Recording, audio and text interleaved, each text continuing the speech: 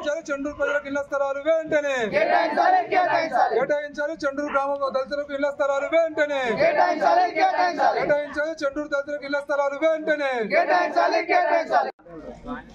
నర్సాపూర్ నియోజకవర్గం సిల్ప్షెట్ మండలం చండూరు అనే గ్రామంలో దళితులకు 30 సంవత్సరాల కిందనే సిపిఐ పార్టీ దళితులకు ఇచ్చిన ఇళ్ల స్థలాలను ఇప్పుడు కట్టుకుంటుంటే ఈ ప్రభుత్వము కూలగొట్టడము ఇది విడ్డూరంగా అనిపిస్తున్నది.